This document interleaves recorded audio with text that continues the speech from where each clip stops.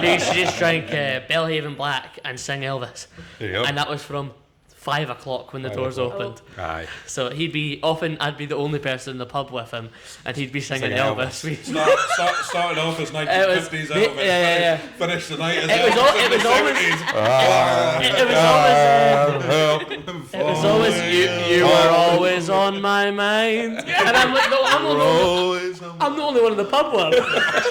I guess you know what it is. I think there was more to that relationship than your life. Aye, exactly. That's alright, Angus, you know what to do.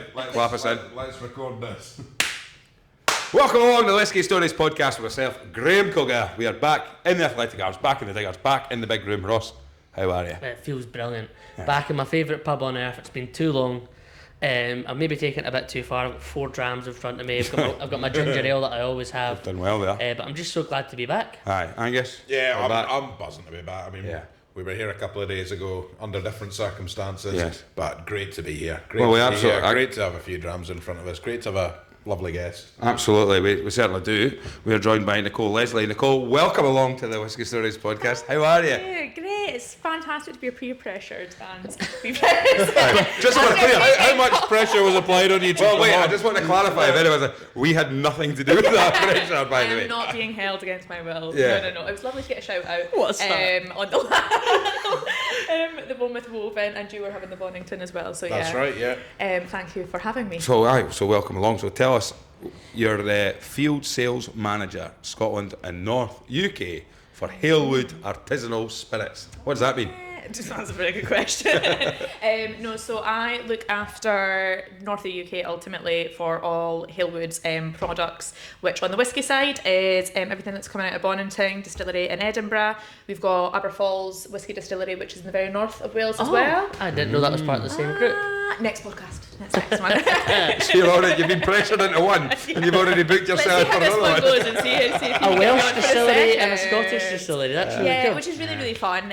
Still, they're both super new, and then we've kind of got a bit of a more mainstream portfolio as well. But whiskey's the passion, so that's kind of covering everything from the wholesale side, indirects, obviously all in the on trade, hospitality. I've got a wee team of guys as well, which is fantastic. So it's a good. You kind of cover as sales manager, brand ambassador. You're a jack of all trades because we see you at all the festivals and stuff as well behind the stand. But I feel like they're like the best bits of the job as well, isn't it? So I think to ever let them go, like, just won't be happening because you can get some people that get agency staff in and absolutely not like.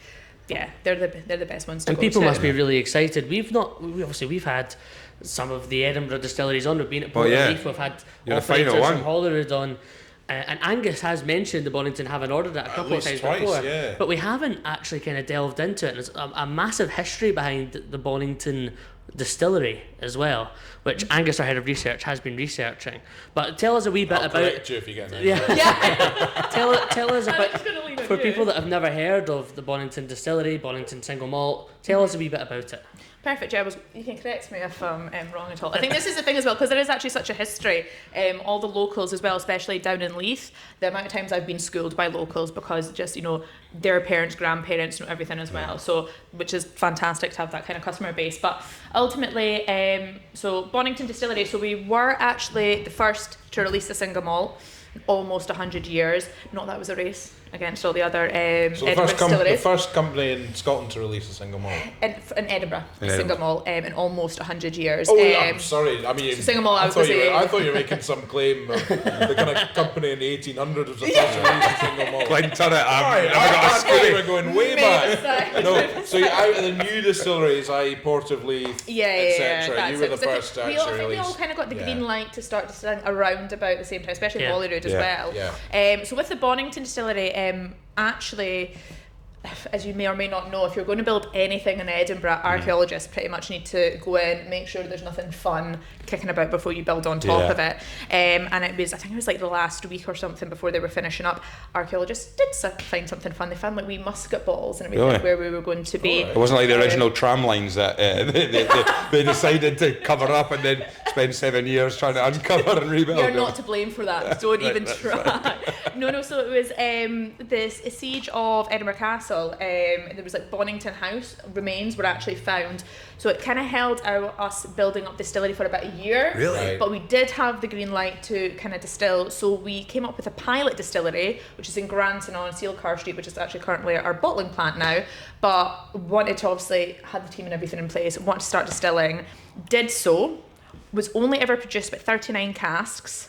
So I think actually technically it counts as one of the rarest distilleries. So there's only 39 casks. So there's only 39 casks ever done. And what was the distillery called? So it was Chain Pier. So it was under what we released was under the Bonnington brand, because we still wanted obviously to tie it in with all the releases that would be coming from the Bonnington Distillery. Right. But you'll see on our releases had Chain Pier. Chain Pier. So we've only released. We've done one release that came from that pilot distillery, and obviously we released it to get that first single malt to be released in Edinburgh in almost 100 years.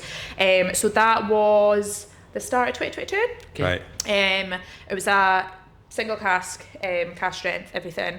It was American Virgin Oak. It was bloody fantastic. Really? It was honest, like, because I think, you're always really nervous as well, because obviously some people obviously do hold on to the liquid, want to age it a bit more, and I do think we were naturally a bit nervous. Yeah, because you hear about new distilleries, and sometimes they say, we're not going to release anything for years and years and years and years and years. The first thing you try will be a 15-year-old or something. Yeah. Whereas some people, most people, it's been 3 years. 3 years. Get some we're money back. excited, we just want it. But actually, I think it was absolutely the right time. If it hadn't tasted ready, I do think we would have held on. But it was absolutely fantastic. So that was our first ever release under the Bonnington brand name. We then did our inaugural release from the Bonnington Distillery early last year. So that was a single cask as well, wasn't single it? Cask, yeah. And that was import, which was fantastic.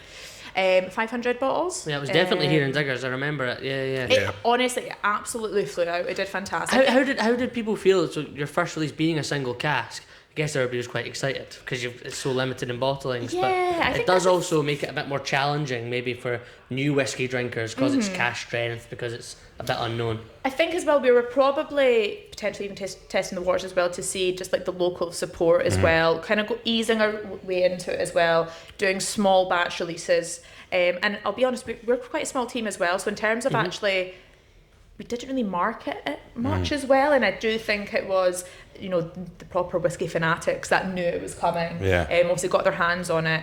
And did you get yourself into somebody like a Royal Mile Whiskies for that release and then sell into bars? Or was yes, 100%. And I have to say as well, Royal Mile have been like sensational since we their support. So how far, with them being an Edinburgh, traditionally Edinburgh-based, institution in whiskey now as a retailer and as a shop, having them as a supporter probably makes a huge. Well, it makes a lot of sense, 100%. but also and having I think as well, obviously, nobody's going to know their doorstep better than the team there. Yeah. Obviously, the team in the shop, the on-trade sales team as well, they've just been completely invaluable to us. I'll never say it to any of their faces. I think leaning on them for that knowledge. Obviously, they sell worldwide as well with. Maybe not worldwide. I don't think so. Everywhere. No, well, they do all the way to Cayman. All the way to Cayman and Charlie Humans. I'm sure the Charlie. But that is obviously massive and great to get your inaugural releases and your small batches. Bonnington is all quite small batch, rarer stock from your and we'll be production. keeping it that way as well. I think for the Bonnington brand, we're going to be using our either more limited casks, our most kind of speciality ones as well, is going to be under the Bonnington brand, and small bursts as well. And we're trying to maintain price point as well, so it's consistent. So it's almost, building up that brand loyalty of people, might have. Whether they got the inaugural, then they got the sherry cask, and they've drank it, and then by the time they've finished it, the next one's out as well. So we've kind of been doing one every 6 months or so. So it's not too rushed. We're kind of giving everyone time to finish it. And again, as I say, we want people to just enjoy the brand, come back for more. Can people visit the distillery as well? Is the distillery open for visitors? No. Right. So I just joke that we're. I actually don't know where it is, because I tried to find it on Google Maps, and I actually really struggled to find where it is. Pretty much. I know where Bonnington is, but yeah. So we're pretty much behind the biscuit factory. Do you know where the Bonnington bar is that just recently reopened? Yeah. literally down the street. So it's Graham Street. Okay. Yeah. Please, nobody just turn up because the amount of people that just knock on the gates as well. Like, can we just get a wee? Come in. And it's a fully working distillery. How many stills are we talking, and what is it? So production, we were actually bigger than the others, I believe. I'm not too sure about Port Leith, but definitely biggest in Edinburgh. No, not necessarily. One of. What's it? So we've got the capacity to do 1.1. Wow, so we're at the moment. Because we kind of change, obviously the guys of the team we have done 7 days. I think we're at 5 days at the moment. Right. So I think we're doing about 700, 750. Yeah, that's the biggest in Edinburgh, I would say, as far as we're aware, even though we've been to Port Leith. If I get a message, anybody if you want to, for context, Isle of Arran are about 1 million litres a year now. And for a long time they were about 500,000. So it's one of those things, it doesn't sound like a big number, but actually 1 million litres a year is a good amount of stock. And so it's quite interesting. Certainly would keep me well stocked. Talk us through the history of Bonnington then, Angus, because you've done your research here. John Crabbie is what the company itself. Yeah. Well, I just read a little bit about John Crabbie. He's an interesting man. His family company was a grocers in the really early 1800s, so like 1810, 1815. His family, the grocers in the Canongate. He ended up getting involved in the whole whiskey business as it was then, blending, bottling, obviously other people's liquid. He ended up expanding down in Leith, warehouses down in Leith, offices down in Leith. He had a house on the famous Whiskey Row himself. Really? So he owned one of the big mansions. Well, these guys have crossed paths, this family have crossed paths with the Patterson brothers then? Almost certainly. I think there was a Patterson's brothers link. I've read something online. There was a link. Yeah. He was around. I mean, he was born, I think, in kind of 1806. I think he was still around in the kind of 1880s. Yeah, I mean, I'm reading what was really fascinating is obviously the kind of his whiskey empire just grew and grew. So he owned distilleries himself. So he owned a distillery in Haddington in the 1850s. I can't believe that when you told me that. Haddington House. Not Haddington House. An actual Haddington distillery. There was. I mean, I think there was at least one distillery in Haddington, and he owned it at some point.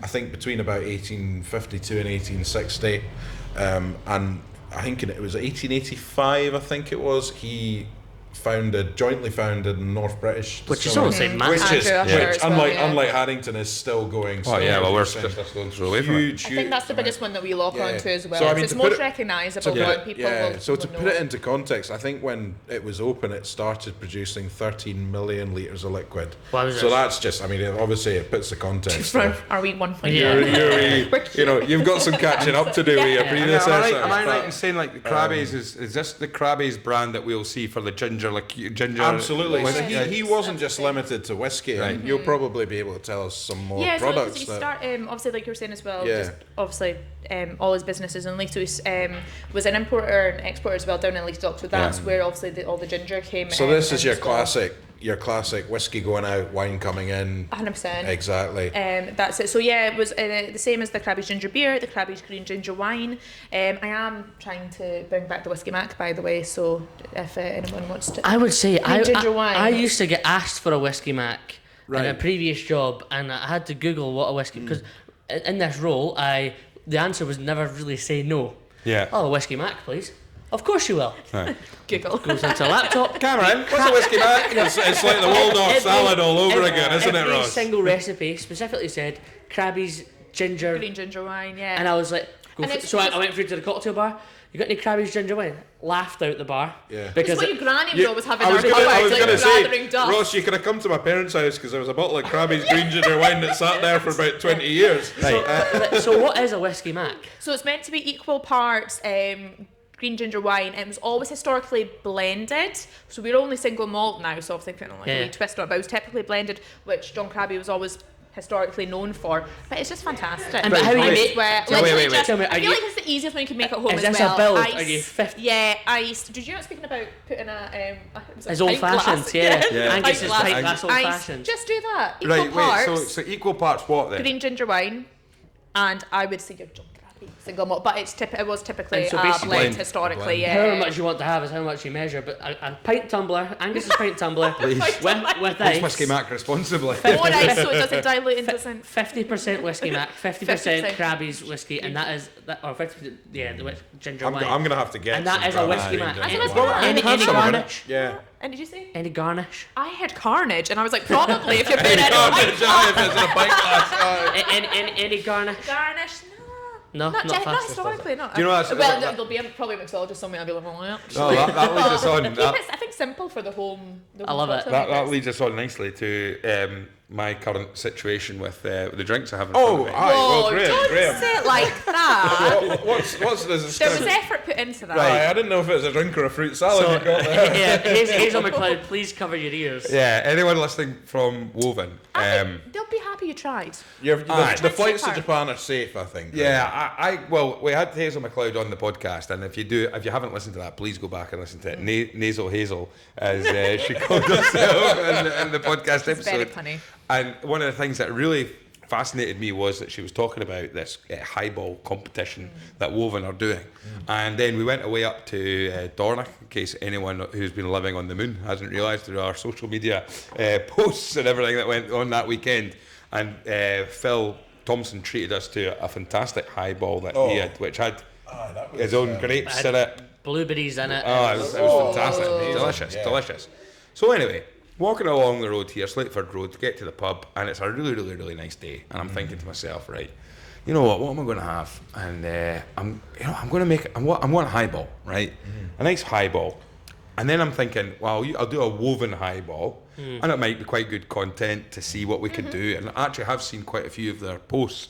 Woven, if you can find them on Instagram, they're posting so is it 10 or 11 bars are involved in a competition where they each come up or invent a highball using Woven whiskey. And then there's 2 awards, one based on volume of sales, one based on experience. You claimed that perhaps you would win the experience. Yeah, we thought. I wanted us to actually. Did you not specify what kind of experience? I can't say I'm having a great one. And so, I wanted to say I actually found that competition fantastic, and I thought we could come up with our own Whiskey Stories highball using Woven.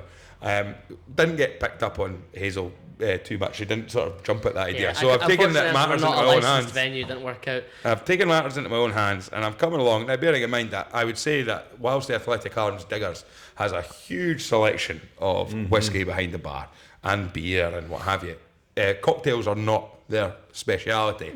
So I'm thinking to myself, right, highball, what am I going to get?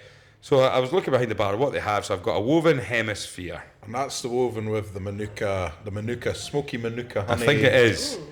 Single malt, which I've lost in the Scottish whiskey. And then, I've lost that with the elderflower fever tree tonic. Now, Graham, you don't like tonic, do you? I don't mind tonic with a bit of gin. And what I've done is I was asked what garnish would you like. Elderflower as well. Knowing you, Graham. Does that count as the third ingredient to make a cocktail? I guess so. So what garnish would you like? Graham said, what have you got? He said, I've got lemons or limes. And so now we're looking at what looks like... I said I'll have both, aye. A lemon and a lime wedge and a fairly sad looking highball. And you tasted it, and your review is... Ooh. Refreshing. It's refreshing. Try a bit. No thanks. Try a bit, come on. I heard your initial reaction. Okay, Ross Bar taste test. I think it needs a bit of work. It does. It's not as bad as I thought it was going to be. This is it. Graham's complained a lot. Go on then. I mean, it's not great. It's not, but it's actually a grower. I would say the initial taste was... Oh yeah, you were being very dramatic. Actually, I would say the initial taste wasn't great, but actually it's growing negatively to me. The tonic taste is lingering. Brings you. So what are you saying is actually people that are listening should go through the actual venues that are doing the highballs to experience. And I want to shout out one in particular. Ben Jones, who came to our Indie Bottler Spotlight, which is coming out soon. Or probably already out. It might already be out considering the backlog when this comes out. Ben Jones came to his first Indie Bottler Spotlight to the podcast, listener of the podcast. He has created his own highball in Uno Mas. Called the Sunshine on Leith. Again, great with Leith bottlers, them being based where they are. And as we are recording, they have just surpassed 300 highballs sold. And keep in mind, it wasn't that long ago that we done that. Called Sunshine on Leith, it really should sell 500 highballs and 500 more. But but unbelievable. So. That's who I'm rooting for, my local bar, hoping that they do well in the highball. Well, if anyone's listening from Woven, a wee jacket and a tote bag would be. You've not got your eyes on mine, haven't you? You're looking for a consolation prize. Very nice. Good tote bag. This is not hashtag ad or hashtag paid content. No, this is hashtag this is supporting anything that happens in Leith. If we do take a step back, we're talking about John Crabbie. You're talking about his businesses and everything that he's done. I see the bottle, John Crabbie Single Malt. So this is also distilled at Bonnington. Yeah, just threw this in just to confuse everyone. But ultimately, as I said, the Bonnington is always going to stay as our limited releases, kind of small batch. The John Crabbie is our first kind of consistent SKU coming from the distillery, so from Bonnington Distillery as well. But this one is because I think, from a sales point of view, the support we've been seeing behind the Bonnington, it's very like start and stop, because actually they're just doing phenomenally. And I think to be able to do the work, especially from a sales point of view in the on-trade, we needed something that actually... a consistent product. Yeah, that wasn't going to be sold out. It's a great situation to have a release. Oh, it's sold out. Now I wait for the next release. Yeah. But you're able to have this opportunity I think this is it. And actually, if we're hoping we see kind of the same support with the John Crabbie as we have with the Bonnington, and then the Bonnington being almost like the sprinkle of And so how much is a bottle of the John Crabbie? That kind of standard. So you're sitting about, if you're going to buy it retail, you're just sitting kind of like low 30s. It's really really affordable. And is that kind of 40%, 43%? Yeah. So this one is the idea behind this one as well is our new make is obviously we're very biased, but it's bloody stunning. It is really, really nice. And we were trying to showcase actually the liquid coming out of the distillery and the stills without kind of overshadowing it too much. And obviously all the Bonningtons have been really, kind of fun, punchy cask. This one's... it's like port, muscat, whereas this is virgin oak. Strong lot of depth to them, so American virgin oak, which, you're obviously going to get like the hint of the vanilla and that in there. Super light. We've kept it, like you're saying, at the 40%. Really accessible. And honestly, it's a bit the underdog. I love taking it to whiskey festivals alongside, especially because, so before, these are the two Bonningtons that are out at the moment. We had a PX sherry cask from the Bonnington, and they're the ones that I'd previously taken to whiskey shows, and everyone's obsessed with sherry casks. They just gravitate towards it, and they don't really even consider anything else. So if you've seen me at a whiskey show, I will have said you're not getting it until you try the John Crabbie. I love it. Because also it's a progression, because you try the John Crabbie, obviously a little bit like lighter in terms of the ABV, but then also the flavours, and then you kind of progress up to the sherry cask at the time, 47%, and obviously like the really deep kind of dark fruit notes. And I just actually, so many people are surprised by, quite a lot of people preferred it, and I love it, because I think if you're and reading especially it on when the you're bottle, at whiskey shows, I mean, they're obviously, we've worked at a whiskey show, one whiskey show in particular, Fife Whiskey Festival, we worked for Glen Wibis, but people will come up and they will demand something specific 100%, because it meets what they're kind of looking for. But if the whole idea of the whiskey show, if you can offer them something else, if you can offer them something they maybe wouldn't have tried, and they actually end up going, you know what, so learn like something new, or learning or tasting a new product that they then you've left an impression, haven't you? And also there's the element of, as much, and I find myself getting caught up in that a little bit just now, as much as when you go to a whiskey festival or a whiskey show, and also when you really start honing in on being a whiskey geek, you're always looking for the challenging brand. You're the challenging whiskey dram. You're wanting a dram that's depth and got this and got that, but sometimes there's just a nice thing about, like, and I know you're probably going to pull me up on this, Ross, by saying I'm pretending. Never would. But sometimes there is like an Ardbeg 10 for me. If it's a Friday evening, and you just suddenly say, I'm not interested in sitting down and going for something single cask, something a bit challenging or something a bit depthy. I just want a solid dram that I can, and also something that you can suddenly say, I'm going to drink that, and when I finish it, I'm going to go and buy another bottle, and it's going to be exactly the same. Something that's consistent and tasty. and you don't have to sometimes what you want with whiskey is you want to be quite good company. See if every time you're having a whiskey you're sticking your nose in it and you're overthinking it, you're not good company. My wife can't stand it if I try a new whiskey, because I'm going to sit there and think about it, and realistically I'm taking it a bit too seriously a lot of the time. See if there's a dram you're familiar with, or a dram that a hoosh dram. That's what you're describing, is 100%. have it how you want it, when you want it. You're used to it, and you just enjoy it. I highly doubt that you have an Ardbeg 10 on a Friday, but I think that's a great example. But then also, I'm not excited there because I tried an Ardbeg 13 at the World Whisky Awards. I don't know. I can't remember. It's one of the names. It was sensational. So I was getting really good. But then what's very interesting, and it must be from a sales point of view as well, is that you've got and what's very good is that you've got Crabbie's, which a lot of people might see as a separate brand to the Bonnington, but you can suddenly say, right, that is this entry level showcasing our stuff. That's it, and I know that I like that. But then if I can go into I don't have to say. Well, this is it. I mean, if I'd walked into the dig, I don't actually know if they have it, to be honest. But if I'd walked into the Diggers, believe it for Kevin, and I wanted something nice and refreshing, I'd have just ordered, instead of getting Graham's Highball, I'd have just got a Crabbie's ginger beer. Yes. That's good, isn't it? Yeah, I do enjoy a Crabbie's ginger beer. So does that follow under your portfolio? It does indeed. Oh, good for. Anytime you want one on the company expenses, it's yours. And the other side of it as well is actually on the cocktail side. If you remember my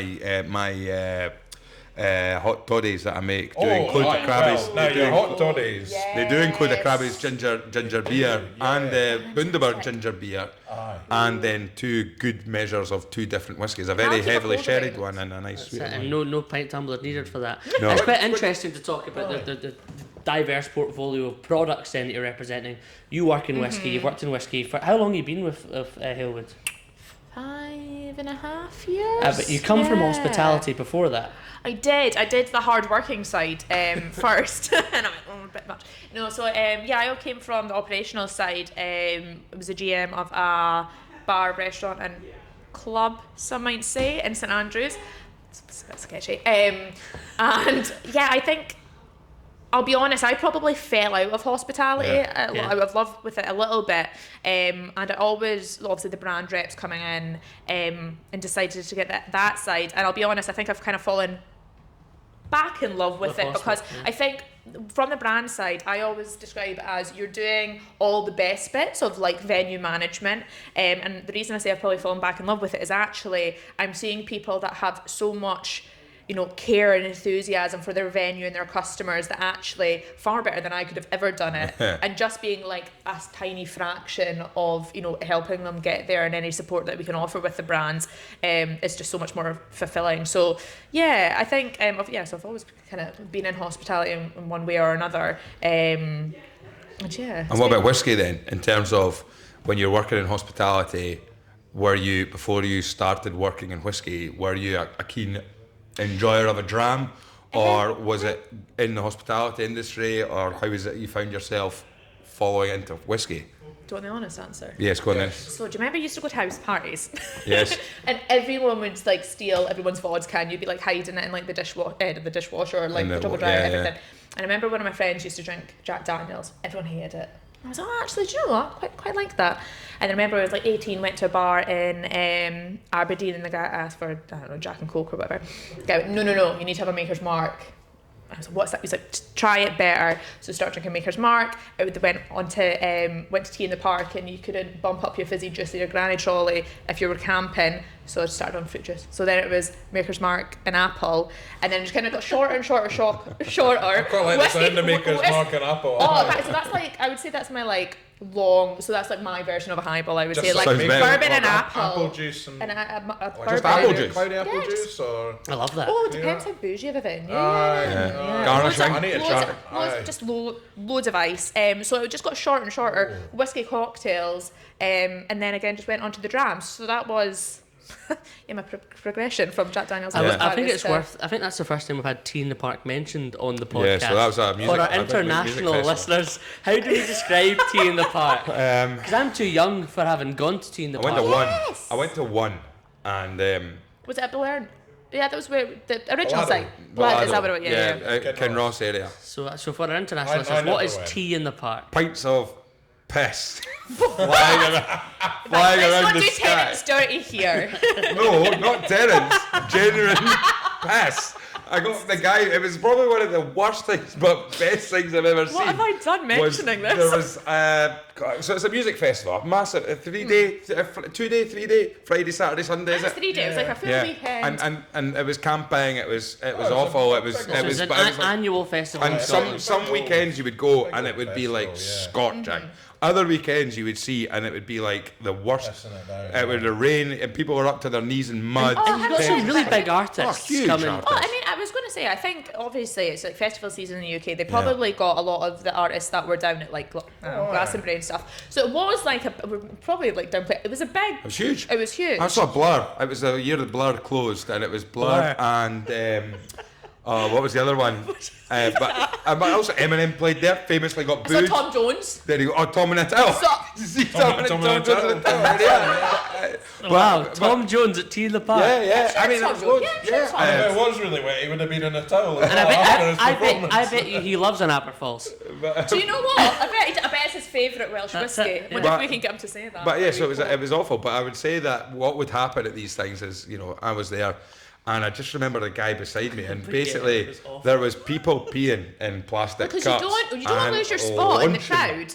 Into the crowd. Oh dear. Yeah, and I just remember a guy beside me. It was one of the things where within the last minute and a half, I've just moved to the left, luckily, and someone else has come in, and it came out of nowhere. He didn't see it coming. A plastic container, pint glass cup full of pee has hit him on the side of the head. Usually the test was if it was cold, because Scottish people wouldn't usually keep a pint long enough for it to go warm. Yes. So if it was like a little bit warm, you knew it was Yeah, pee. it Whereas was if awful. it had a bit of a chill to it, you're like, it's fine, it's Yeah. Terence. But it was that was not meant to happen. no, but that was a whiskey. But moving back on Tea in the Park Stories podcast. Well, actually, maybe This is part of the experience. it was. Maybe we you have should any ask whiskey at Tea in the Park? what else have you got in I front? don't think I had a whiskey at Tea in the Park, to be honest. I probably wasn't old enough, into drinking whiskey.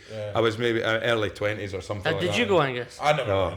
No. That would be too much. No. I was honestly. Were you there every year, Nicole? Yeah, do you know I actually did I got a photography, so I used to be into photography. Got a photography pass, so do you know that bit like in front of the stage? Right. And So you managed to get yourself in there. Yeah. So because I was professional. I was taking photographs for the bands, but so I had that aspect of it as well. Honestly, Tea in the Park was fantastic. And the thing is, from Fife to get Tea in the Park, because it was always a really horrible weekend if you didn't go. Because growing up in Fife in Kirkcaldy, basically every second person, everybody you knew. I mean, Hampstead, Dundee. So people with the supermarkets would sell sledges in the summer.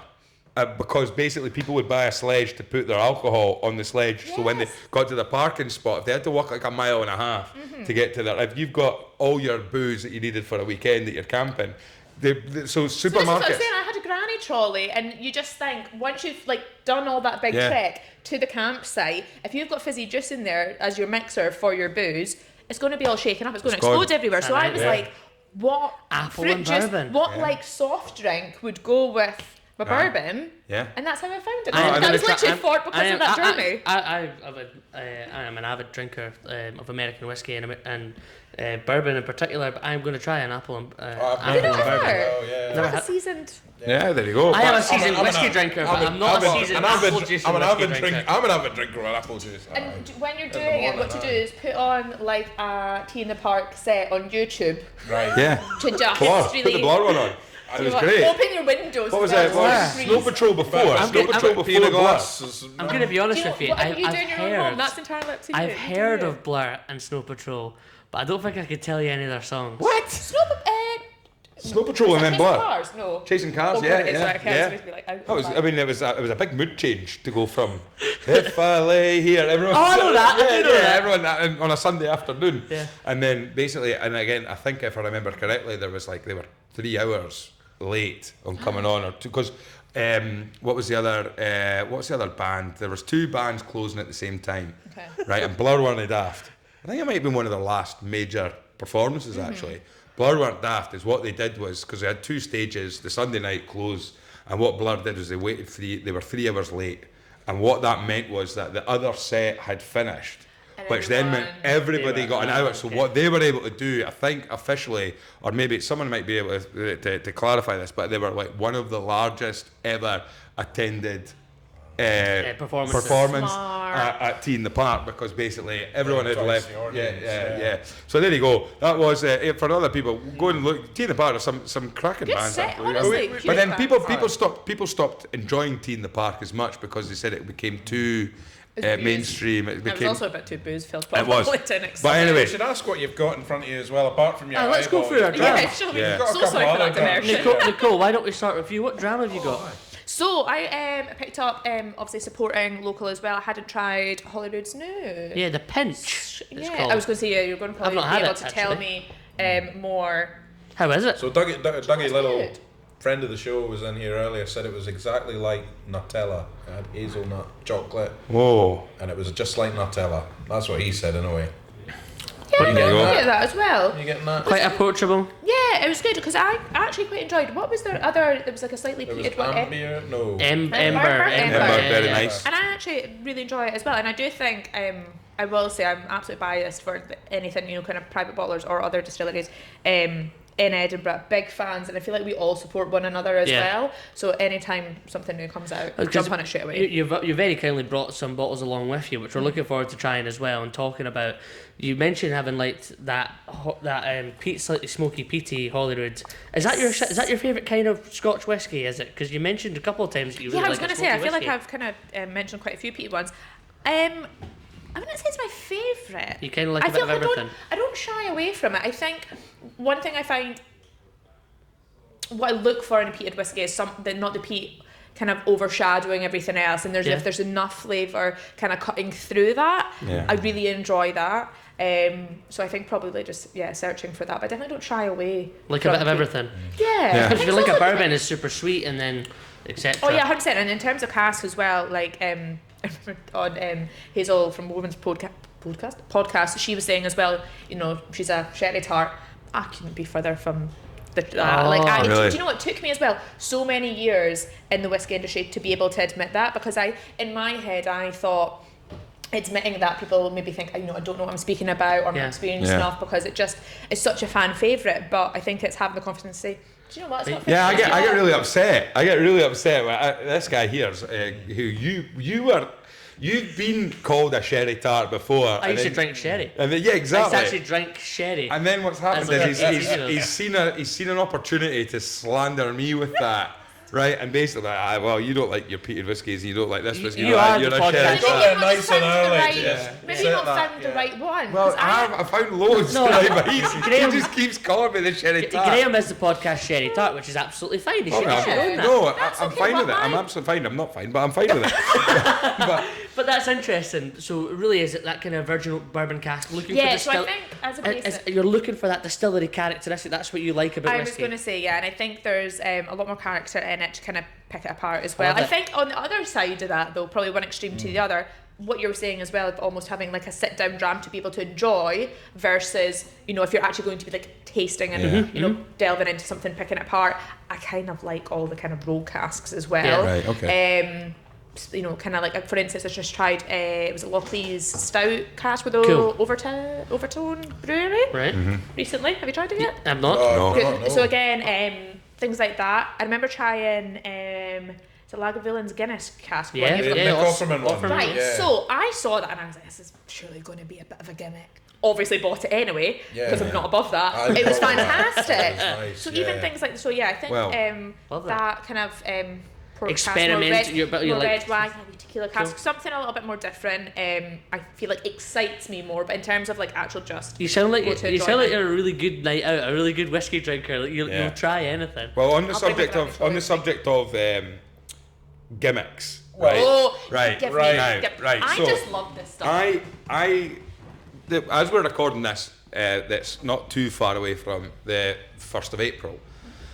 Basically, who was it, Ross, that put it up? Atom Brands, Master of Malt. Suddenly they pop up on the 1st of April with the Dalrye milk. Now, I'm looking at that going, and I have a chuckle to myself going, that's quite a clever wee thing that they've done there. I can see what they've done, that's quite funny. Yeah. And then Nadia Douglas who friends of the pod. Facebook group. We're currently in her living room right now as she's listening. Hi Nadia. But yeah, so Nadia listens to the podcast.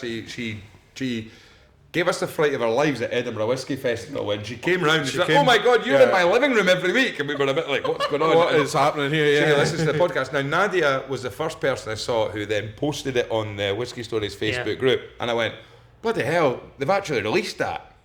All right, and I'm going, that's quite funny.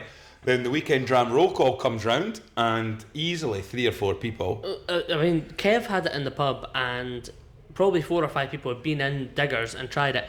So I, as one of the small jobs that I do every single day, and the job that I'm in now is new releases, add all new releases to the database. And so April 1st, I wake up, it's 9:30 in the morning. I've Master of Malt's the first website I went onto, and I've sent this bottle into the chat and said, "Lads, is this an April Fool's joke? Yeah. You know, what do you think?"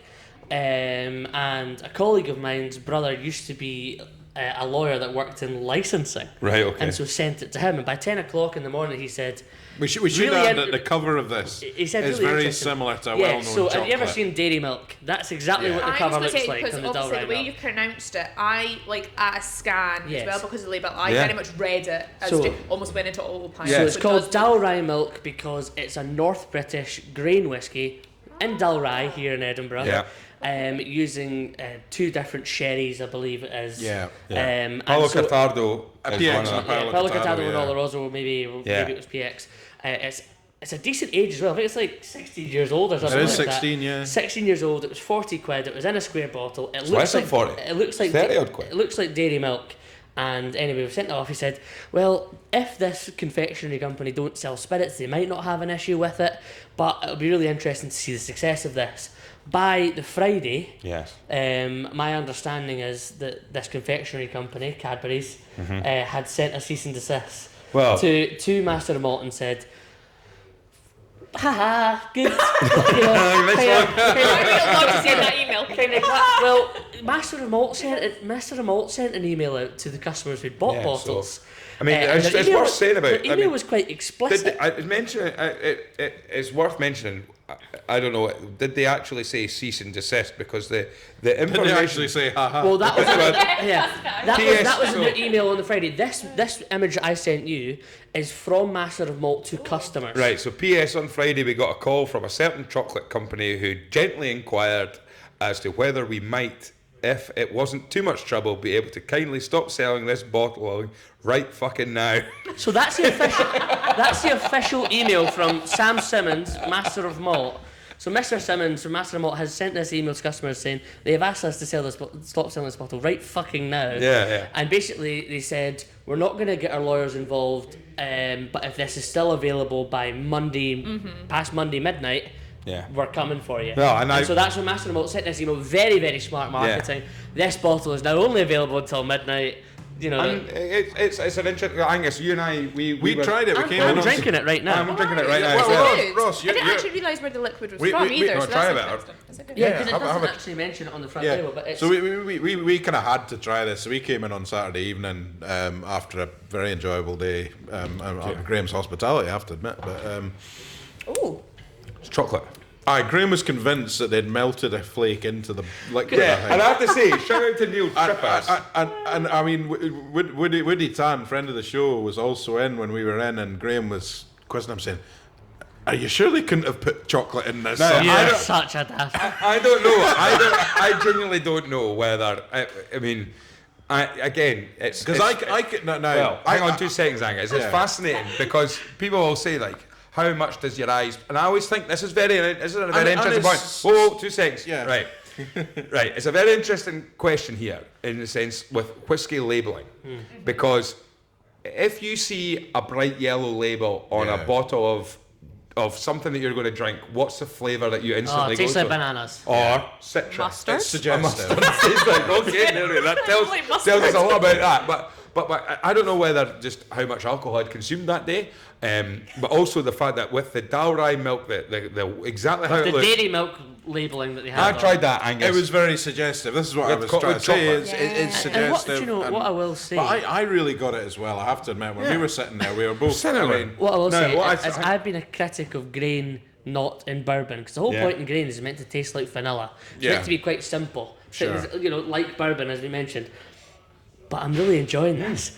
And it has a kind of unctuous, rich, dare I say, slightly chocolatey note to Milky. it. I'll be honest with you, I'm a little pissed off that I think it tastes like chocolate, but it does. But what a great product, what a great marketing thing for them to do. It is worth shouting out for people. I mean, this is being recorded a few weeks ago. Our Lord and Saviour Kevin McGee has bought a good amount of stock that he's actually going to be allowing people to purchase bottles from the pub, because it's no longer available. He is going to allow people to purchase bottles from the pub, and also it should be on the back bar here for the foreseeable. Wow. It was £4.50 for a nip. Well, I've got my wanky tasting note. As I was going to the loo earlier, on the door it says that you can go away. Was it like a 50ml? The miniatures, it's literally it's like, is it 50p extra or something than what they charge by the bar as well? So even if you don't want to buy a bottle. So if you want to try a Bonnington, but it's all sold out, you could come in. Oh yeah, I should probably say that before. But you're right, with the Muscat finishes, Kev's got them in here. If somebody wants to buy them for a sample for somebody, you come in, you buy a large one, he adds 50p on, you get your miniature labelled for you and everything. I don't know anyone else that does, because I saw that. No, and it's a new thing he started doing. That is a genius idea. We're playing into like good marketing. Yeah, well, we had Stuart Baxter on a couple of weeks ago, and we were talking about, and it was Pulteney 17. 17-year-old Pulteney. And I've been old Pulteney. I'm desperate to try an old Pulteney 17 because it'd been a 3 drams a number of times, and without even thinking, they've got it on the back bar. The problem is that they've got it on the other. They've got it on the other side of the bar from where we normally stand. So I was never really seen it. I wasn't drinking an awful lot that night because I was working the next day. But I was able to sort of say... And that was a Mark Thompson, 3 drams, Mark Thompson as well. Shan mentioned O'Poley, but I don't know if it was and also I took a takeaway out of that. But what I would say is with the Dalrye milk, and this was posted late on Saturday evening, where I just said my wanky tasting note for this was picking flecks of cold flake out of the fridge. Flecks of cold flake out of the fridge that I'm picking off my jumper. Right? That was, if you're sitting there, you've had a flake and it's been... And now... this is a very divisive situation here. Was Neil Trippers has said, what kind of animal keeps flakes in the fridge? No, I'll agree. No chocolate in the fridge is absolutely. Do you know what a favourite of my dad is? A cream egg from the freezer. Cream egg from the freezer. My dad would love it. He loved it. You know what he dips his pinky in it after. What, it breaks his pinky? No. A cream egg from the freezer. Try it. Are you sure? Try it. Are you sure? I've witnessed this. I've had it. I'm going to be cream egg from the freezer. I'm going to be with Neil. I've heard many people put chocolate in the fridge. I am a chocolate in the cupboard kind of guy. No, well, there you go. But that was my... I have to say... But wait, it begs a question then. That's like a stone. You're struggling to get it out. Like, it's thick enough in the middle. You need to use your teeth, but it's reward. It's honestly, it's rewarding. It's rewarding. You're going to say you're. Wow. It's chocolate. But I mean, it's a great topic here on one side of it, and we again Simon Thompson and Phil Thompson talked about the trademark for Tesco value. And expired, and they bought it. They bought the trademark. They bought the trademark, but there must be and go back to the Fife Whisky Festival, Lady of the Glen. Putting Fife as a region on purpose, etc. Now there must be a real great thing here. Now, look, we know what Master of Malt have done. Okay, we know what they've done there, and we're all bought into it. But what's very, very good about what they've done is actually the whiskey is fantastic as well, very reasonably priced too.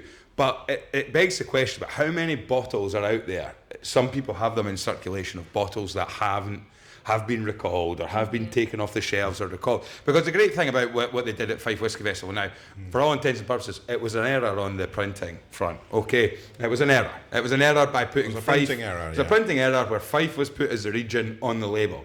However, the great thing I heard about this. but the great thing about it is however many bottles it was that Lady of the Glen bottled for Fife Whisky Festival were all sold on the day. So within the time period of the of all the regulations of how long I think it'd be on the shelf. So the argument is that the SWA would say you can't put Fife as a region because it's not a recognised region. So they've accidentally, instead of Lowland, put Fife for the Fife Whisky Festival. So accidentally, quotation mark. And so that's... I remember the first example of something happening that kind of should have been recalled, and it was we obviously had the whiskey maker on. It was Glen Murray, and so Glen Murray at one point sold some of their casks to Thistley Cross, which is a cider maker in Dunbar. And so Thistley Cross done a whiskey cask cider, which you can still get. I think I remember. A slightly higher percentage, you can still get it about the place. Yeah. Glen Murray then bought the casks back from them, put whiskey in it, and made a release called the Cider Cask Project, which was totally illegal. At the time, a cider cask was not something you'd be allowed to do. But they released it and they sold it out. It was about 60 quid a bottle. Once it's sold, I don't know if people get away from it now. We've seen people do like Somerset distilled kind of Calvados style spirits. But I have one linking in with Bonnington, which I think will be okay to say. Obviously leaning into... do not message me. No. So obviously with Crabbie's ginger beer, we were like, this is it's the perfect... too obvious, isn't it? No, but this is the perfect opportunity. So, obviously filled up casks ginger to kind of put it. But because, again, what you're saying, we don't age Crabbie's ginger beer in oak casks to then be able to reuse those to obviously age the whiskey in. We could do it, still be able to like get it out. But then my argument was, actually, obviously you wouldn't be able to call it Scotch. You could still and call I'll it come on to this later. So exactly like obviously Woven did with the coffee release. I still think there'd be a demand for it, especially if it's on a small batch situation. Because I was like, I for one would like to taste this. And we've talked a lot and we've tried it. Is the Starward ginger beer release? So we know what whiskey, and it was a massive success. We know what whiskey can taste like once it's been. People have tried this before and kind of played around with the rules. I think Ballantine's is the best example I can think of. Ballantine's done a 37% Ballantine's for the Korean market. So legally, not whiskey. But they called it Ballantine's Scottish spirit drink. I mean, and they've got the Ballantine's logo all over. I mean, it's the same bottle style. Do you know what I mean? You would see that bottle if you weren't paying attention and you were going into the shop and you see it. If it wasn't, you would pick it up and put it in, and then not realise that you bought. I think there was also was there not going back a few years? Was there not a Cardew that called itself Pure Malt, and that caused a bit of a stir? Well, remember I can't remember. I remember reading about it, and it was a Cardew, and instead of calling itself Single Malt, because again, blended malts it called itself a Pure Malt. Do you know, I would like to say the Whisky Stories podcast would not weren't intentionally looking to piss off the SWA, so I love that. Not but it's just it is interesting how marketing tongue in cheek with bigger companies, and then how you're kind of challenging fundamental traditional whiskey making, whiskey bottling. It's exciting and it's worth talking about. And there's people out there that there's people out there that want to try these things. There's people out there that if you did say, look, it's ginger beer, it's ginger beer Scottish spirit, or Scottish spirit matured in ginger beer casks. If there's enough people that knew about that, it's whiskey. It is whiskey to all intents and purposes. We can't call it whiskey. There will be loads of people that want to buy it, and it's like the coffee stuff. It's a spirit drink, as Hazel called it. It's whiskey blended with coffee. 100%. That's what we know. But there'll be so many of these cool little bottles and cool things that are out there that have been recalled. And sometimes the rules can just be the case of that the labels weren't right. I was going to say that's. The labelling's one of the strictest parts. And I do just think I think there's a place for every single whiskey ever, regardless of kind of age, cask, anything. I think everything has its place, and also depending on who's buying the product, there is a person to buy every single product. So for instance, these more experimental things, it might not appeal to the proper kind of die-hard traditional whiskey drinkers, and that's fine. It's not for them. That's not who they're marketing for. But there's appeal to everyone. And what about with Bonnington then? Before we move back onto Bonnington, that's a really interesting conversation. Angus, what are you drinking? We should say. So already drunk, I went for Johnny Walker 15 Green Label. And how was that? It was delightful, really nice, balanced. I got the peat, as you said. What's Green Label then? So Green Label. So it's a blended malt, so there's no grain in there. So I think, Ross, you said it's generally composed of 4 malts, isn't it? It's probably a slightly bigger makeup, but Green Label traditionally used to highlight on the label Kalila, Linkwood, Cragganmore, Talisker, I think. How does he know that? I think it is, and it was discontinued for many years. I saw a bottle fairly recently, and I think it did still mention those distilleries. Or, but I think I've tried it years and years ago. I haven't tried it recently. I was always a bit kind of put off by it because I didn't like Kalila or Talisker. When I was getting originally when I was getting into whiskey, because I was like, oh, Pete's the enemy.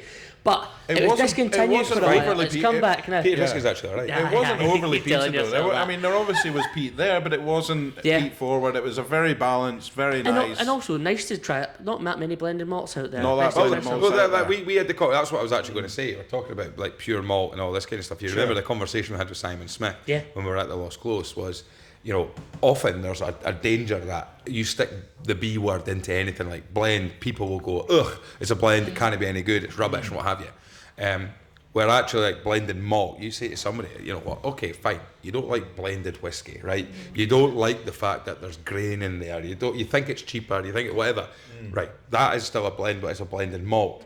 I remember Simon was saying the campaign we should try and do is to create the product of blended malt without using blend in it, like pure malt. I think multi malt was probably multi-malt was I love that. Multi malt was Monkey a suggestion. Shoulder multi-malt.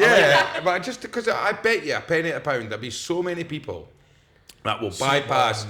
They'll see blend. They won't understand that blended malt and blended whiskey is two different things. Supermarket buying audience. They say, okay, that's a single malt. It's X price. That one says blended, it's about the same price. I'm going to go for the single malt because that's what I've been told I should buy. Yeah. And of course, people won't understand, there's maybe a bit of, ignorance where people don't understand the majority of single malts, for example, in the supermarket shelf, are vatted, blended to the same absolutely.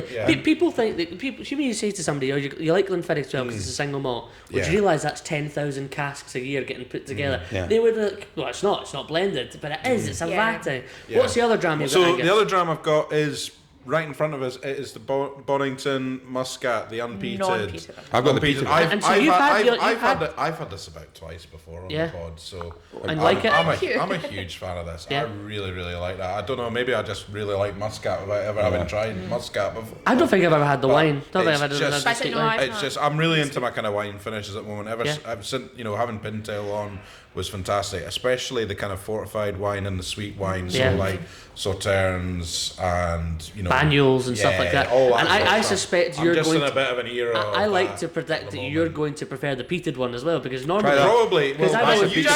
You said you reckoned it blew the non-peated out the water. But then also some of the guys in the distillery would disagree with me. So I think it is a very. Angus, what I would do is I'd save yourself and let Nicole pour you one of the peated ones rather than sharing Graham's. Yeah, it's going to be a much better idea. And what's the third time you've got? Third, I've gone for the Holyrood as well for the pinch. Yeah. So, and how do you find it? I haven't tried it yet. Oh, okay. Because I've just. What have you got? Dougie told me to wait until the end for that one. I've got the peated Bonnington, which I'm going to ask for another one because it's delightful. But what I would say is on going back to the blended malt side, the interesting thing again with different markets is shout out to Heyman in India, who is he's the co-founder of the Single Malt Amateur Club. Huge club. And it's a huge whiskey drinking club in there. Can I get another wee top up there, please? As well? That's a peated one. They're big on single malt. Now, what's very interesting is that I have a tiny wee amount of the peated one. This is your 5th dram for the podcast. Well done. Blended malt is actually one of the sort of. You've only got 2 blended malt brands available in India: Copper Dog and Monkey Shoulder. Wow. So actually, the concept of blended malt appeals to the Indian market because what they're saying is like, this is premium. Your single malt is premium. Single malt's premium. Single malt's premium. Yeah. This is more than one single malt blended together. I guess it's a good way to market it. What they're saying is like, oh, you like that? That's on its. This one's got 2 single malts. But what's very interesting about the marketing of that is the reverse of what Glenfiddich did when they came up with the pure malt. You'll never stand for a blend again. When what they were saying is like, oh, you think that's good at the blend? Try this. This is the ingredients of that. How interesting. So they're saying is they're just turning it into a positive way. Yeah. So because I mean that's what effectively is. I mean we mentioned Whisky Row, like Greg Urquhart. Whisky Row is a big brand that is part of the Glenmore Spirits sort of range, and it's a blended malt. And when Greg was talking about his blending that he does, it's predominantly for making Whisky Row. And what he was saying is, he said, I just get to go into a warehouse and look at cask upon cask upon cask and say, how can I generate the same flavour, or how can I create the flavour using different single malts and not have to worry about bulking it up with grain or anything. The only challenge, which is very interesting about, and it was the green label. It's not aged, is it? It's 15 years old. That's where what's fascinating about that is the challenge it must be to keep a consistent blended whiskey, blended single malt, blended malt at an age. But the great thing is your Diageo. You've got distilleries like Colila putting out huge volumes of aged stock. Have we been over both of your drams? I've got the peated Bonnington, and I've just finished the Dalry. So Ross, what else have you got? Well, I went for quite a lot, as you'd seen. So I came in. I was going to say, this will take up the rest of the pod. I know. So honestly, if I had walked in and seen a North British 16-year-old in Pillargotado and Oloroso, I wouldn't have ordered it. Because I'm an arse, and I think I've already made my decision on how I feel that is. At least you're open to it. But I seen the branding. Everybody's been talking about it. Kev's been talking about it. I said, okay, I'll try that. Then I seen a Glenfiddich bottle that I've never seen before, which again pissed me off. So I said, what's that? I think Kev has picked up... What drives you as a buyer? You came in here and you just got pissed off. I said, I'll have the 2 whiskies that are pissing me off, please. I said, what is that? If it's under 15 quid a dram, I'll try it. It was probably quite close to that by the looks of my bill. But it was a cask strength distillery exclusive Glenfiddich that has not blown me away, but I'm glad I've tried. Then I went what is it, for... What cask it was, or what's... I didn't even see it, honestly. He showed me, it was like, cask strength, blah, blah, blah. I seen the label, didn't even take a photo of it. Fantastic staff at Diggers, thanks for your service. Yeah. And then... Great impression. We were in a rush. I went for an Edinburgh, because... I've been quite unwell, unfortunately, but I'm better now. A couple of weeks ago, I seen everybody trying these Edinburghs and wine casks. I think you were going to say a couple of weeks ago, I seen the light. So I don't know how unwell you actually were, but stay away from the light, Ross. I actually wish I could remember what this is. I want to say it's Malbec, but it's what colour is it? The red? Is it the red? It's not the Pinot Noir, the Cabernet Sauvignon. It was the one that Dougie said was the best, and it was a red wine that I don't love. It's actually, if you go back, because again, 2 or 3 weeks ago, when I think Edinburgh, all these bottles have been put on our weekend dram roll call on the Whisky Stories Facebook page, and this is the power of it. Is basically over the course of a weekend, we're getting about 45, 50, 60 sometimes posts of people showing what they're drinking over the weekend. I love that. And then what you get to see is you see trends as well. So for example, that weekend, easily 4 posts of these Edred Hours. And was it a new release or? It was I think it was a new release. So basically what happened was Kevin put them up on the Instagram, and I think 2 or 3 people who are regulars who drink here put them up. More people. I left the house on the Sunday afternoon for a quick drink, a pint and a dram, and I knew if I'm going to the Diggers, I'm going to have to order one of these Edred Hours because I've seen 4 people otherwise. Same with the Dalry milk that we talked about earlier, or your Friday night's one there. I was piquing my interest as well before I came in because I did see it on the Diggers. So I have another dram in front of me. You've very kindly poured me the John Crabbie, so I don't know, Graham, if you want to have a taste of that as well. I would have this. In fact, I'll tell you what. Welcome to my Whisky Festival experience, where you're not allowed to try the Bonningtons until you try the John Crabbie. Well, I've tried the Bonnington. I'm going to have the John Crabbie, and then I'm back to the Bonnington again. Sorry. Just a half dozen drams. I was trying to look for which Edinburgh it was, but I can't find it. But I actually ordered a 4th dram, as I said, and I'm kind of looking around the bar. I don't know why I've decided to do that, but I just thought. I was speaking about it a lot. My parents, Bobby Barr, Wishy Dad and Lad, he's in the Maldives at the moment. Living up. Living up, drinking Ballantines. Showing off his beach bod now. This is it. Now he's lost 6 stone. He's that's it. He's killing it. But I ordered a Tamdhu 15. So I was like, it's you miss your dad. It's too far away. You miss your dad? Not necessarily. You miss your dad, and it's a Tamdhu 15. Me, I'm putting a cream egg in the freezer when I get home.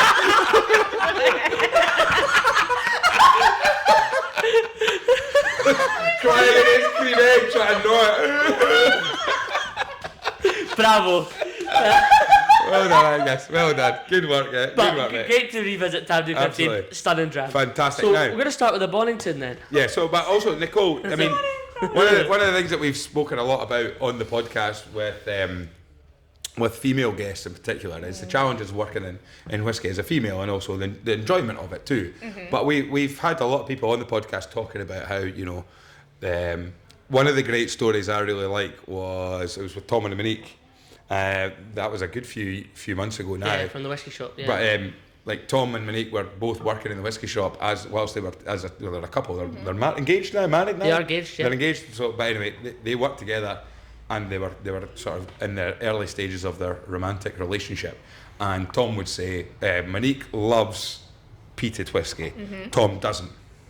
And what he would often say is he'd get a bloke, an American, often somebody coming in on holidays, and say, I need to take some back for my wife. What's a good woman's whiskey? Right?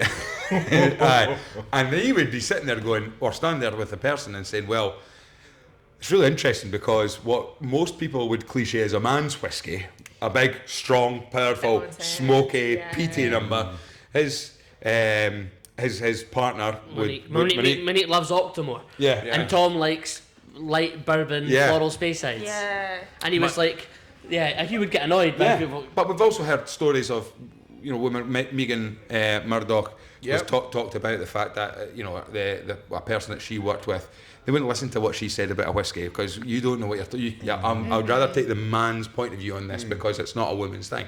So you've worked in whiskey for 5-6 years now, you're saying, and the challenges that you're seeing on that and addressing it as well. So what kind of work have you been doing, or what kind of work's been going on around that sort of space? So I think as well, I've probably been quite benefited from both sides of it as well. So i.e. serving from the bartender side. I don't know if I would argue, actually no, I'd probably argue that I found that a little bit easier, I think, because you're automatically behind, you know, the bar and you're asking, okay, what do you like, and kind of building it up. I think definitely the main difficulty is whiskey shows. Right. I think people just automatically, obviously they don't think that you know what you're speaking about, or potentially just they're inappropriate above wanting to learn. Do you know what I mean? After like people have had a couple of drinks as well. I think I would say it is a hard one. I was going to say, because I think as well, I came obviously from the upside as well. I'm very used to kicking people out of a pub. I'm very it's actually a passion of mine, and I miss it dearly. You ever said you're bad? Yeah, so I quite like a difficult customer.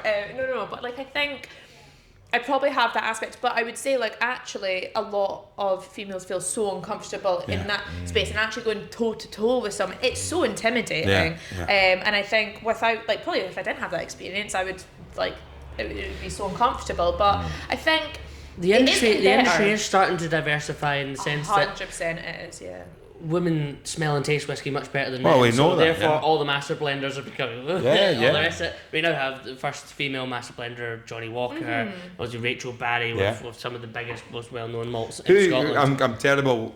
I don't know off the top of my head, but Ian Forteeth was talking about how at one point he was the youngest master blender, but now it's a female master blender. Up in Balvenie, or maybe it was Christine Campbell at Macallan, or maybe it was, or is there not one at the McEachran at Balvenie? Brown Foreman. Brown Foreman's Rachel Barry. Not Rachel Barry. Okay. Yeah, but literally all of the top of the industry are now women, and I would say that it is diversifying. Getting women-led, women-run, women-only whiskey events are now happening as well. Yeah. Have you been to any of these yet? I have as well. So I think as well, something worth probably highlighting is, see, actually, in terms of like a publication point of view, is people highlighting, like you're saying, obviously, women typically have better notes, etc. That kind of being highlighted in these spaces, I think, is key. So it's not obviously just women fighting for like in the women's corner. But yeah, as you say, like women only kind of events. You've got our Whisky Foundation, not just purely for women, but making room for everyone in the whisky industry is fantastic. I know quite a few people that have been within the foundation that have done fantastic. Becky did a great speech at the Women in Whisky lunch that's held by the Pot Still Whisky Girls, which I've been to that for the last 3 years, and I think I rarely say this, but every single year I leave so inspired to just go into any event. You might meet one or two just really interesting people that you just want to soak up all their knowledge. Those events, I honestly leave so giddy, because there's just so many amazing women, and it's not, it's everything from your sales, your blending, your marketing across the board. And I think, just women aside, the people are just sensational. I think one of the people I would actually probably shout out as well of the best knowledge that I've tried to leech onto a little bit in the industry, Hazel, who you've had on, Justine Hazelhurst. Justine. Her knowledge is sensational. Unbelievable. So I think, and having women like that in the industry, and I met her. If she was on, she would have been able to tell us the link between the Crabbies and the Pattersons. Do you know the joke? This is the thing as well, and I think it's not from us as a brand and a company, is not shying away when there's people outside the company that do have that knowledge. Where I'm able to is use her in tastings, because actually, just all the work that she does and the knowledge, she's fantastic. And I think I met her very early on in my whisky career when I first moved to Edinburgh. Obviously, kind of when we first came out, the first releases and stuff.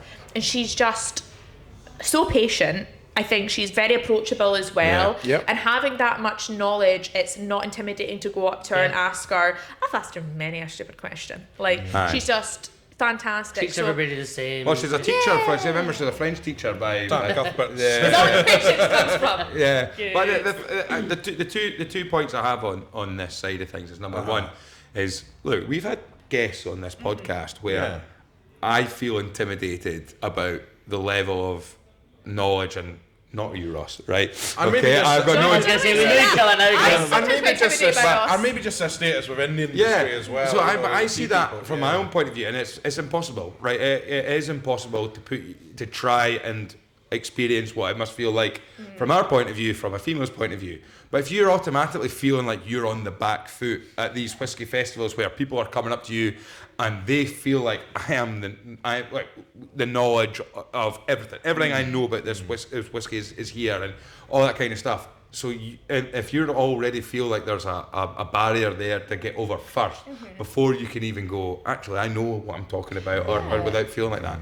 And I think that is a challenge that very few people could probably appreciate until you've actually witnessed that or felt that yourself. Yeah, and I think as well, do you know what? I think it's getting comfortable with the fact that realistically, in whiskey, there's always going to be something to learn, regardless of how fantastic you are. Because even when the SW change, in terms of what you can age things, and there's a lot to learn on. Was it Tequila Cask in 2019 or something? They changed it, or so even things like that. People already had 10-year-old whiskey in these casks that were illegal. It's so funny. So do you mean there's always something to learn? And I think if someone makes you silly for not knowing something, then do you know what, that speaks more about. Exactly. And I just think I would say as well, obviously, my work with Halewood Artisanal Spirits, we have a huge portfolio. I would say out of all different spirits categories, the whiskey industry is the best to be a part of. It's in terms of the most welcoming. Everyone likes to. It feels small, doesn't it? Yeah, especially in Scotland. You go down to I've been to a few London whiskey shows, and it's just. It's like Scotland takeover. I love it. I just think everyone's willing to share their knowledge a bit more, and I suppose it's a bit of a different category, isn't it? Because there's enough room on the back bar for a million whiskies. So it's less potentially competitive, and actually people want to enjoy one another's products a bit more. So I would say it's a bit more welcoming in that sense. But I just think it's also getting to a point in your own knowledge that you're comfortable saying, look, I don't know everything. And those people that come to the stands is, do you know what, I might not be able to give you an answer to every single thing. I'll, teach you what I do know, and you know, let's have a conversation and see if I can get you a whiskey that you like out of the portfolio and stuff. But I think it's first putting your hands up with like, you know, I might not know everything, but I think that's the good thing, and that's the exciting thing, because bloody boring if we all knew everything about whiskey and we all liked the same whiskey. Well, Mark Thompson talked about, you know, people that when he's training bar staff, he said 99% or 90% of the people that walk through the door don't know a thing. He said then there's a tiny percentage of people that think they know everything, and they're the problem. So 90% of the people that you deal with will be people that are genuinely, you can tell them what you're talking about, and people are interested, and they go, wow, that's really interesting. But there will be that 10% of people that go, actually, I think you'll find, or actually, you know, I want to speak to somebody that knows what they're talking about, or anything like that. But well, this is it. I think there's a lot, you know, we've probably all witnessed that person. We get an impression every podcast. Exactly. We you know, I'm desperate to learn more and more and more about whiskey, but there is an element of the know-it-all who just thinks, well, there's nothing you can't teach me about this that I don't already know, and misinformation, you know, spreading. Yeah. I mean, we witnessed it. We were at an event, and someone was talking about a situation, and off the cuff, this person came out and said, well, of course, you know this.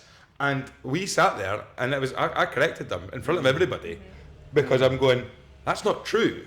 But what you're doing is you're sitting you're acting as a fountain of knowledge, right? Also, if you say anything with enough confidence. Well, that's exactly what this guy did. This guy came out and went, well, I think, and he said this thing, and you've got a room full of 15 people who are listening to this guy and thinking, he must know what he's talking about. They would take on what he said and they'd pass it on. Conviction, and I said, no, that's not necessarily true. I think what I think your meaning is whatever. And suddenly it was, and he actually came up and we spoke afterwards, and it was all agreed. But the second point I have to make, and a bit that's bugged me since, probably since we first met, my current wife and I, it was a great moment a few weeks ago where I poured a dram. Now, my wife Arpana, she has a fantastic way of smelling and tasting, and when we were together early doors, I would be buying whiskey, I'd be looking at the tasting notes. I can't do it. Right, I cannot drill down. I've tried. Even when I do try, people like Neil Trippers call me out for being an animal. Unless you've got the flake out the fridge. But I would sit there and I would look at the tasting notes that are mentioned on the thing, and I'd pass it to Harper and my wife. She would smell it, and I'd say, "What are you getting?" And if there was 5 tasting notes, she'd get 4 of them. And I'd be going, "Why do you not like whiskey?" But I would say a couple of weeks ago, poured myself an Ardbeg 10 on a Friday night. No, you didn't. And she went, "Go and pour me one." And, really? And I went, right, okay, hang on. Quite excited at this Hang on. I need to find one why that... is this a surprise? Because she doesn't typically... She doesn't drink whiskey at all. She doesn't like whiskey at all. Right, so she's good at nosing it, but she said she would always go, oh, I don't like it. And actually, I think it's sometimes like completely different as well, the nose to the palate. I totally agree. Yeah. So I can't remember what it was I poured her. I'll tell you what it was. It was the Ardnamurchan from Thompson Brothers, up from the Dorna Castle exclusive Ardnamurchan. I was like, right, this is the one you like. Okay. This is the one you like. So I poured that, and she did. She liked it. We sat and had a dram together. That's nice. And I'm like, right, we're booking Isla, we're booking Skye, we're going up to Speyside. We can do it now. So just to bring it back on to Bonnington. I was going to say, this is actually probably a good one for that you're saying, and an introductory one for your wife. I've just had John Crabbie. Lovely. And it's evaporated. It's a real sipper, eh? That would work. And you're right in highballs. That would work in. I'll try with elderflower. You're right where you can see, you can taste the spirit in it, which is really nice as well. You get an idea of what a light, fresh, approachable spirit. This is the really, and it's just deceiving as well. As I say, people will read the label and probably go, nah. It's nothing impressive, but then, it's not going to absolutely blow your socks off, but that's not what it's meant to be. And I think, as I was saying before, I think there is a whiskey for everything. Yeah. And also, can I just lean back into you're saying about people that have loads of knowledge?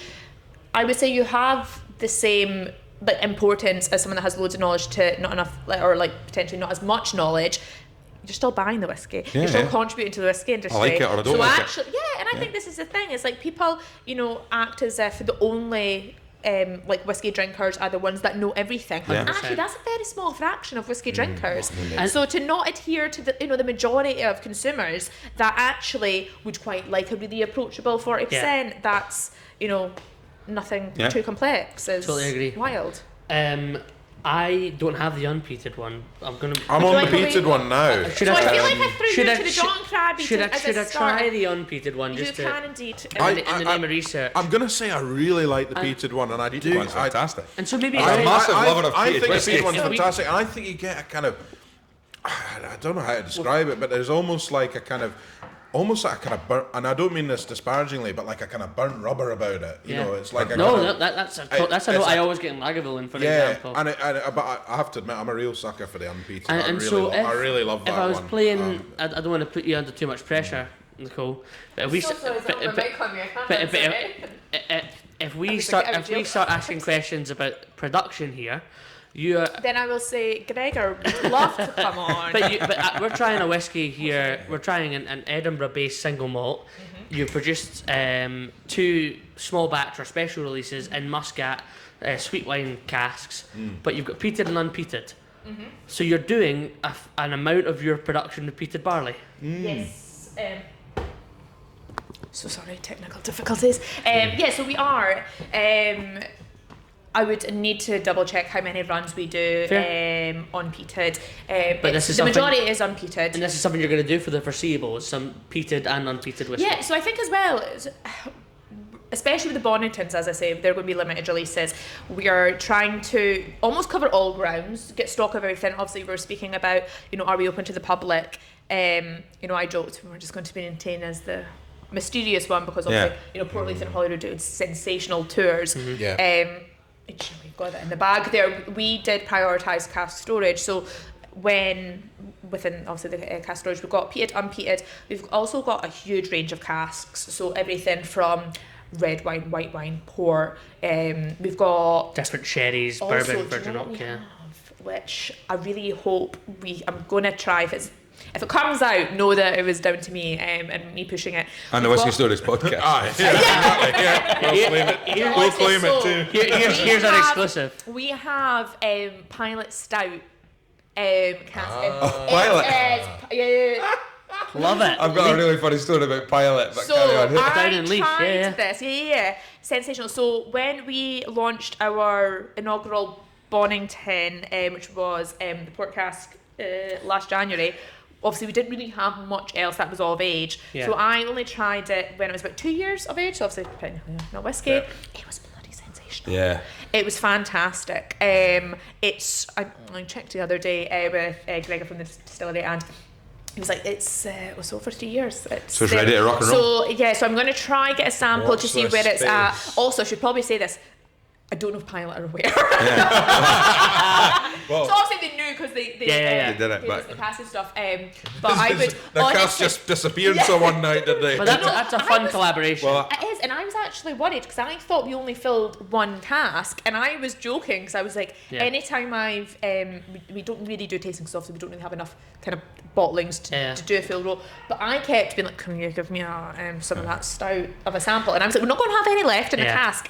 I think there are a few more. This Lagavulin Guinness made a bit of an impression on you. Yeah. I get the feeling that you're. Graham, you mentioned you had a Pilot story. I burst out laughing about that. Right, I've got a really funny story. And it's the first time I ever came across Pilot. It's the only beer I can drink. Lager. Is it because you're a fifer? Because I'm from Dundee and I had never heard. I never heard of Pilot. But worse is a friend of mine who had moved down to London and spent a lot of time down in London, and he became a bit. Came back every time he came back up to Edinburgh, like London. Did he go to your school? No, he didn't actually. Okay, but he's a bit. He was just a bit. London rubs off when you go to London and he'd come back up. So anyway, we've come up, we've met for a pint and a bite to eat. I said, look, I'll get your first round. What we at? So we're standing at the bar. I can't remember what bar it was, but they had Pilot, and he was like, "Oh, I'll have I'll try that Pilo, please." I love it. I love it. The boy behind the bar was like, what? I was like, can I get a pint of Guinness? And what do you want? And he went, I'll try that Pilo. Why does it sound like Duolingo gone wrong? I love the that. guy was going, what? And he went, the Pilo? And he went, Pilot. It's Pilot, mate. It was just the way the guy, he was like, the Pilo? And he didn't even say I love that. The guy just went, Pilot. I think next time I go to a bar, I'm going to ask for a pint of the Pilo Peach Melba. Ask for the Pilo. But I should say, on this subject, whilst we're recording this, the next episode, or one of the next episodes that we'll be doing will be our first proper full collaboration with a distillery. As aside from Dornoch, obviously. Aside from Dornoch, but this is an official collaboration. Sponsorship? Okay. Can we say that? Yeah. Can we say? We're no longer looking for... No, we are still looking We're always looking for sponsorship. M&S, I'm not interested. Always looking for sponsorship. We are officially now. We are covering... we're going to the Inchderny Distillery. Which is not open to the public. It's not open to the public. We're getting full access to all areas. And also... We will be, next week's episode, we'll be covering quite a significant moment for the distillery. Yep. Which is really exciting. There's a lot of exciting stuff with, we'll be hearing all about rye law, talking about the rye whiskey selection. I'm really excited to find out more about that because the distillery has so many interesting things going on. But also we'll be trying, I believe, some of their single malt that they've been producing that haven't actually already been released yet. Wink, wink, nod, nod. And we'll also, I believe, further down the line, be doing our first distillery spotlight tasting, which will, instead of our indie bottler tasting, this will be a distillery version with the Inchderny product. So very exciting. So stay tuned for that. Stay tuned. Keep in touch. But so Inchderny, That's going to be rye law, all these kind of things. It's very exciting stuff, and it's an exciting time. And what I want to ask you about with new distilleries, and I'll be asking the guys at the Inchderny for that, is Bonnington is not something that I know an awful lot about. When you look at Edinburgh and you look at whiskey, and you're talking about the sort of three big ones that we've got, North British. You can do a straw poll of people who even live in Edinburgh that don't like whiskey too much but still drink it. They wouldn't know that North British is what it is and where it is. Or even exist. Exactly. But you speak to people about distilleries in Edinburgh, Port of Leith Distillery sticks out, Holyrood Distillery sticks out because their visitor attractions as well. They made a big thing. It makes a huge difference. Has Bonnington just quietly now, instead of being able to invite people in... It sounds like you've focused on production. It sounds like you've focused on the longevity of your liquid, which is quite exciting, especially because what you're bottling now already. I'm going to be honest with you. I think, and again, I'm fairly opinionated and sceptical at the best of times. And mainland peated whiskey is something that I can be really, really apprehensive about. I think that is my favourite peated whiskey I've had this year. Really? This year? What are we into? I'm going to Islay next month, but so far... That's fine, 4 months of the year. But also, I've had plenty of whiskey. I actually think that the kind of light and fresh, clearly distillery character, having tried the John Crabbie spirit, with... I don't get too much of the cask, which I don't hate. And the peat on the palate is much bigger than it is on the nose. If you like peated whiskey and you want to try something that you don't already have in your back bar, the Bonnington's a great option. I love it. It's an easy-going peat. What's the percentage? What are you bottling in these? So your peated is 51 and then your unpeated is 40. Because it drinks really... There is a bit on it, you can tell, but... I think that drink's great at but 51. I remember having Stuart Dick from Torraveg, and that was a starting point for me before we went and met Mungo that was doing the Ardbeg stuff, the periodic table, etc. But being able to distinguish what type of peat you're getting is really, really important. And I would say that's the sort of smoky bacon round the fire peat. I like that. I like that. No, we bake a rashers. Frazzles, this is what you know. I can drill down. A suggestion. I was going to say the burnt rubber is less popular. No, but there is a bit of burnt rubber in there. As soon as you said that, I was like, we are getting to that time of the evening with the recording where we do ask our guests for their what 3 drinks. And can I say I prepped Nicole with this, and I think she's changed her mind about 10 times in the last week. I was just nervous because... Well, you must have been nervous because you came in and you blurted your first one out to us before we even started recording. I know. I was saying before I came on as well, I didn't think I'd had like a fear of anything before I came on. So like I was saying, like heights, spiders, nothing. And then when Ross messaged me, like, so you're going to come on? And I realised my fear was saying something stupid and it being recorded, and I'm saying it's like your Facebook memories, but worse. And you know, maybe I should apologise. Hazel and I called you out fairly aggressively. But I fight because I was really supportive, and also but clearly you were having the Bonnington. I loved it. But you know, I thought you were quite happy with that. Then I actually messaged you saying, so you coming on? And you caught me once I've had like 4 coffees deep, and you were like, I'm not sure. I think that's just the thing. Like, I'm so like, I love having conversations with people. That's what I'm saying. You know, about the whiskey festivals. Yeah. I will like, anytime I can go to them, I will absolutely attend them. Do you have a favourite? So I feel like this is not a political one, but it's more like because obviously work with the rest of the portfolio as well. We are a tiny team in terms of the sales side, and it's us that do attend them. So we've pulled back massively. Like, my biggest regrets is not going to the Fife one. As I say, you know, Justine, I just can't sing her praises enough. She's fantastic. They've been a huge supporter of all the brands. She's another one that got called out. Sorry, she got called out. It was Pete from Oban said you have to have Justine on. Called her out because she does the tours. If it's not been on the tours that she does around Leith, she's fantastic. We need to do it to her actually. And she actually, again, really interesting on like the kind of Crabbie's history. She actually sourced quite a lot of historical Crabbie's bottlings. Cool. Nauticus actually had I think it was like a 1980s 8-year-old. It was a blend, like when I first moved to Edinburgh as well. Anyway, sorry, divergent. But what's been your favourite? What's been your favourite? Whiskey Fringe from Rama Whiskies. Good answer. I just think the people are more genuine. They're interested, and obviously everyone's going to get like a little bit too. Are you going to be there this year? Yes. Excellent. That is the kind of. Angus and I visited that festival for the first time, and it's probably. I think Angus and I would agree. It's the only whiskey festival that if we were getting married about that time, we would move our wedding day. So I thought you were suggesting him and I were getting married. So the answer is, people who are new to the podcast, I used to live and die by the Whiskey Fringe. And it happened to be last year, the same time as my wedding. You didn't. Yeah. And so I was in northern rural Michigan when the Whiskey Fringe was happening. And what I will say again, another shout out for Dougie Liddell, he'll be delighted with this tonight. He took a lot of the orange kind of halftime orange drams and gave them to me as a wedding gift, which was nice. But we managed to. But I'm never getting married. Obviously, I don't intend. I'm never getting married again. I obviously don't intend to get married again. My fantastic wife, but also, if I did, it would not be in August. Because I'm never wishing Whiskey Fringe again. I think what you guys should do, and I think it'd be a really nice thing if you renewed your vows every year. And I think you should go Michigan. In Michigan.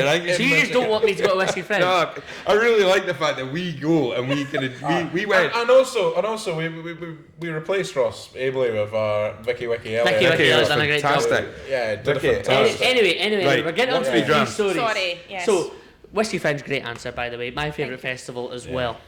So much fun. Also 3 days as well, which seems like a lot, but actually I go on the Saturday and the Sunday, and I like the Saturday night being like, I can't do the Sunday, it's just too much, and then going on the Sunday and having a great time. And we're all in the same boat though as well. Again, and that just highlights how good the whiskey industry is. We're all helping each other getting those coffee orders. And Alex Thompson, who what a gent, by the way.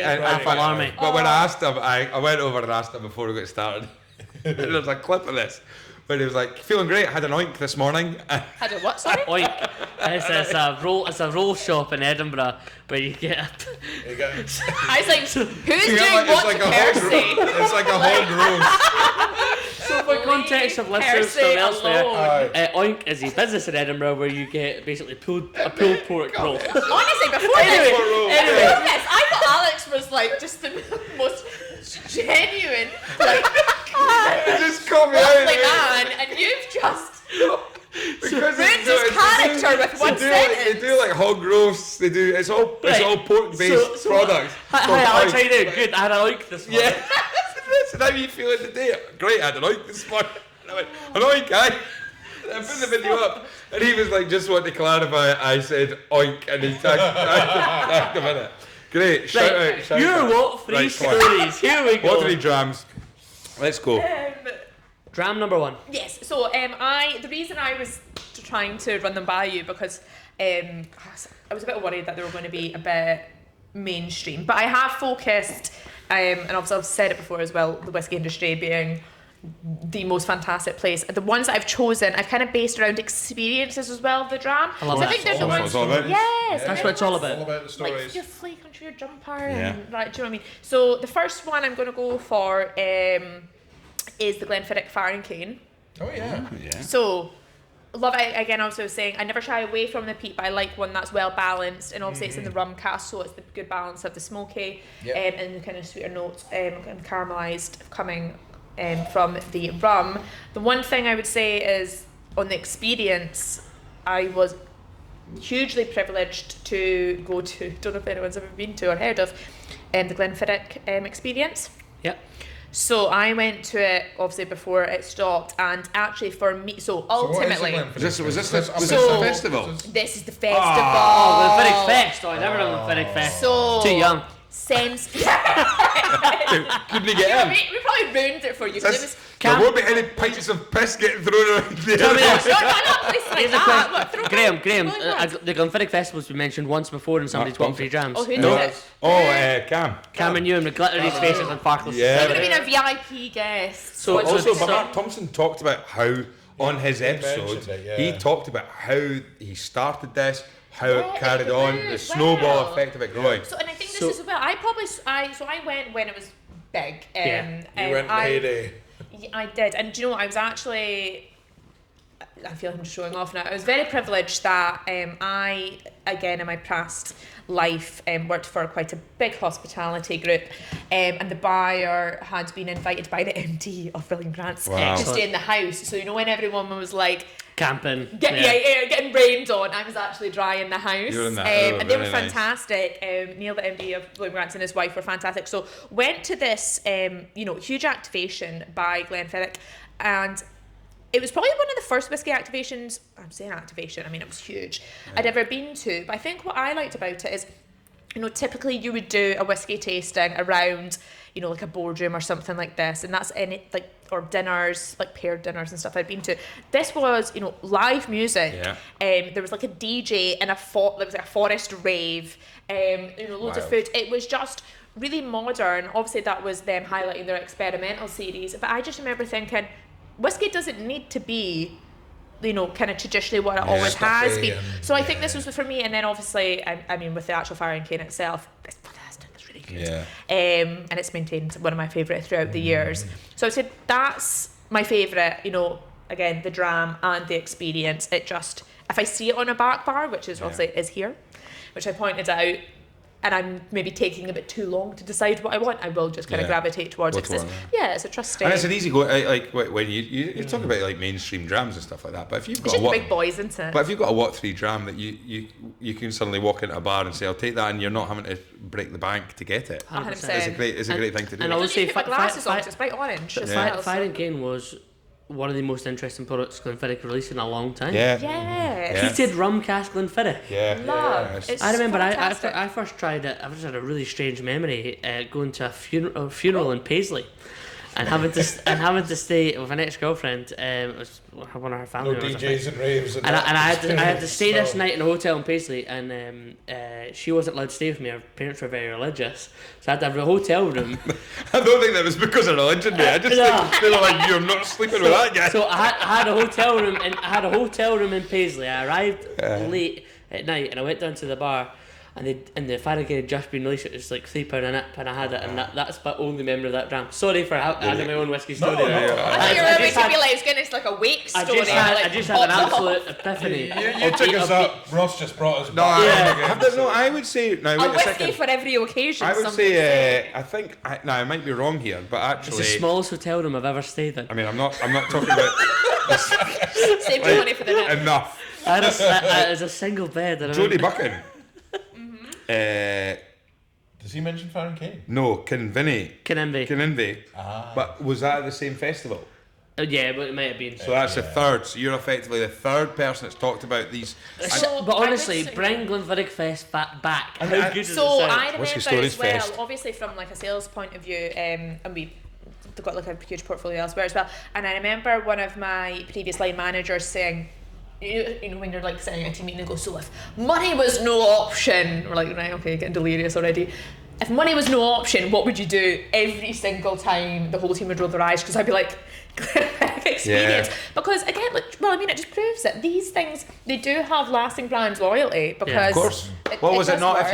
if you were so it first started out that if you had a certain amount of William Grant & Sons products stocked behind the bar, but then it grew and grew and grew. But even things like there was did they not do specialist? That was called the Century Club, yeah. But I think that's what Mark Thompson was saying, was they said if you it was the way that you got invited to go if you were. Yeah. So it was almost like it was exactly what you're thinking about Century Club, but I think it was just a little bit less than less than that. And so also then was there not one they did bottles, their own bottling for it. Festival and you do tour in the distillery as well, and that's probably a very good way. So everyone.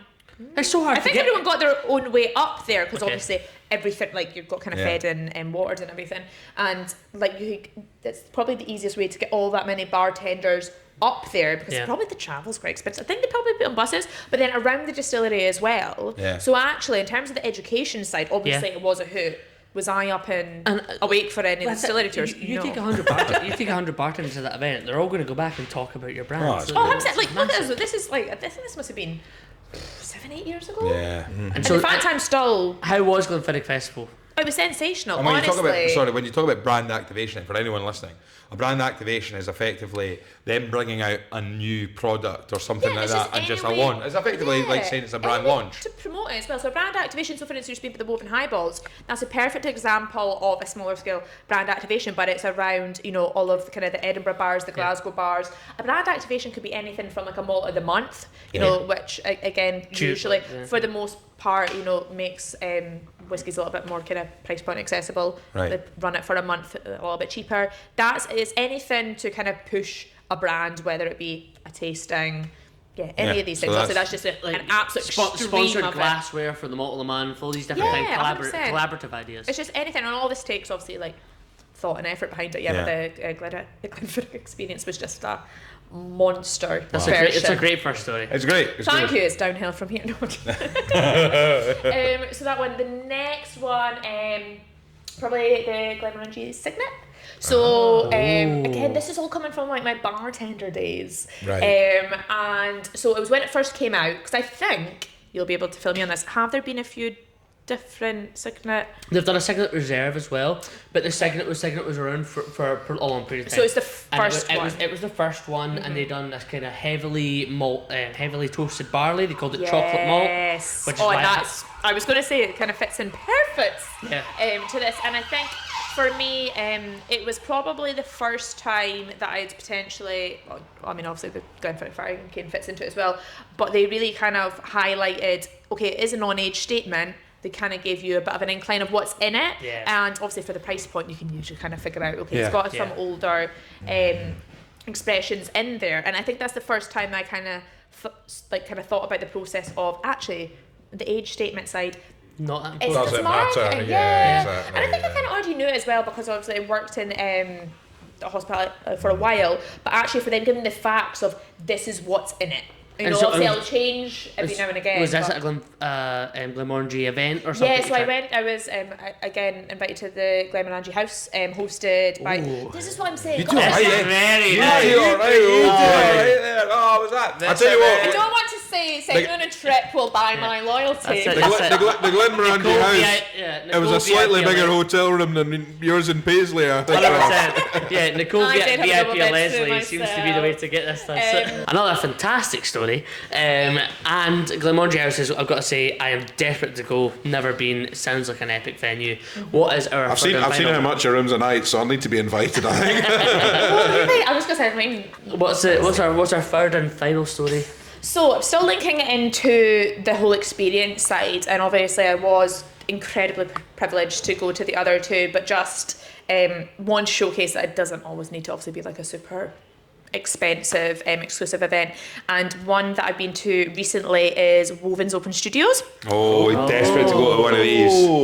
You're missing out. Sensational idea. Yeah. And I think as well, I'm seeing a lot more brands as well even doing like in-house almost like trade shows rather than going to the big ones. I've seen a bit of this. Explain what is one of these opens? It is honestly what actually happens. So I think obviously would be able to potentially correct me. I think they advertise it on their social media, or if you're on maybe their mailing list or something, and invite if you'd like to come. I think they're trying to move them around Scotland a little bit. Yeah, so they used to do them once a month. They've cut back a little bit. It used to be once a month in Edinburgh, pretty much in their like storage unit. Yeah. It's like really, really cool. And they would do these free events. Was this stuff with pizza as well? Oh, so much pizza. You say pizza? Yeah. Loads of I'm pizza. salivating. Accessible. And so what was the Come for dram? the pizza, stay for the whiskey, eh? Yeah, well, this is the thing. So you can go and, they'll do a couple of like cocktails and highballs on the night, but you can pretty much taste their whole portfolio. Yeah. So if you've tasted something but not another one, someone will be there from the team. And it's also probably a limited chance to get the full team there. So you've obviously got Hazel, who's just, an the best. Hazel. Honest. Yeah. See, in terms of salespeople in Edinburgh, like I moved to Edinburgh, she took me under her wing. She's fantastic and she's so genuine. I think that's why she does so well. People also probably don't know this. She's been on the podcast twice. It's our first proper guest. Yes. She's been on the podcast twice, but Hazel McLeod is a killer. Hazel McLeod is a killer. She had over 400 accounts when she was William Grant & Sons BDM. Yeah. Like, I don't know anybody who managed that workload. Yeah. She's an absolute killer. And she's just so genuine. I think this is the thing is, we speak about the product and stuff, but people buy from people. Yeah, people buy from people. I've said it plenty of times. You could have the best product, right? You could have my favourite, this is the thing coming from the ops side as well. You can have my favourite brand. See if I'm not really keen to sit down with a coffee and have a conversation with you. I'm probably not going to be doing extra activity. So I think it's absolutely key to have the right people. So anyway, so Hazel, who, just absolutely sensational. Sales side, so you obviously got Pete as well, he does the blending. You got the full team there. Oh, yeah. So any complicated questions you two are going to ask, the team's there. You go, you try all their products. But the one that stood out to me, obviously I was saying I love the experimental things as well. And in terms of, even if it's going to be a little bit experimental, that's not technically Scotch. It's their coffee one, so it's the WXC. Great. This is nice. Great answer. Did you try it when she was on the podcast? It's a What3 dram that we've tried about 4 weeks ago. So I don't know what it's like with elderflower tonic. I mean, it's actually for anyone that's quite locally based, it is on the back bar at Diggers. Yeah, so and actually, quite funnily, Kev put on the have Insta. one after this. You were called out on I feel on the Diggers Instagram. Sleep that night, didn't you? Because you had that mind of it. I feel It said after you emptied the bottle, we had to buy it in. Not beat calling out someone else. Athletic Arms got this on the back bar, and Kev, who is landlord here, he puts new drams on his Instagram. Well, I was going to say he is the biggest supporter of us as well. He's fantastic. And he said after emptying the bottle on the latest podcast, okay, so I would say we had to get this at the bottom. I would like Sleep for a week. I would like to clarify. Hazel and I are very good friends, but there was a chance. I was maybe a slight chancer when she was in with this liquid. Slight chancer. I poured a glass. I enjoyed it. Kev watched the podcast, and it turns out I poured myself about 5 glasses. Yeah, you did that. I love that. They were afraid of the caffeine. Not me. I'm not a coffee drinker. 8 o'clock on a Wednesday night, and he's on about 5 drams I'm saying of whiskies. I sleep with coffee. I'm honestly saying this is magic. I'm saying my local pubs need to get this in. And so the Diggers now has this coffee, whiskey blend, demerara sugar, spirit drink that's that great. Nicole mentions. It's delightful. And Kev got it in. Literally as a breakfast whiskey. But Kev literally the bought it in cornflakes. because of the amount that I drunk on the podcast. There you go. That's a great final dram. I think those Nicole. are extra class. And I think if people can make it to the open studios, especially as well if they're new to Woven, and obviously you said as well before I came on, you can do an on-brand dram. I would like to say I'm you're sticking a bonus dram. I'm leaving room for improvement. I think that's because fair. we're quite new, and I would say that actually, we've done a couple of kind of really intimate launches for our Bonnington, which Kev's came through, and again, as I say, honestly, for being such a small sales team, and we probably don't get around everyone as much as I really wish I could. He's such a good supporter of these, as well as the Aberfoils, Welsh, and I just can't thank him enough. But we've not really done one that's potentially a bit more open to the public. Sure. So I would like to do something like that, and then potentially, if I'm on speaking about Aber, I don't know if you do Welsh in Other Worlds. Of course, Hopefully Whisky that Company point... is part of the Facebook group. I'm a big whiskey drinker. Yeah. We've got, on our Facebook group there. We got quite a lot of people down south who are big Welsh whiskey fans drinkers. of Welsh whiskey. And I think as well, because the GI's just... actually, we've done ourselves a disservice by not talking about our falls a wee bit. But we can leave it for improvement. We need to get you back on for a second episode. Because I do speak and talk about our talk more falls. about I do leather a lot, so I'm so sorry. I feel like I've diverged. What is your favourite dram in the portfolio? It's a nice way to end it. Personally.